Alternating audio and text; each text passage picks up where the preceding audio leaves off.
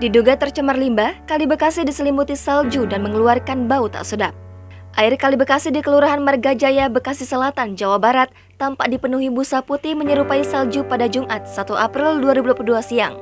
Bau tak sedap juga tercium di sana. Pantauan Kompas.com di Bendungan, Bekasi, air yang mengalir dari bendungan mengeluarkan busa putih dan menutupi seluruh badan kali.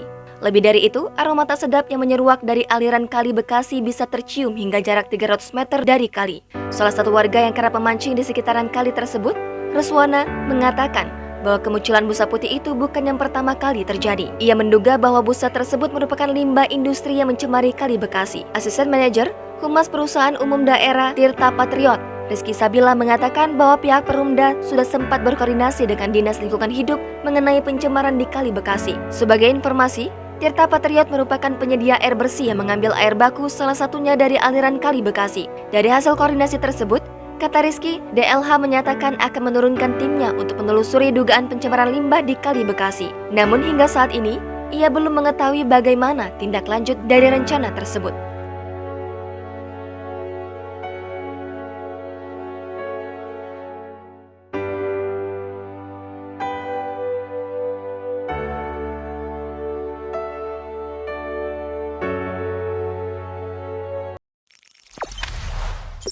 Jangan lupa subscribe, share, komen, dan like ya.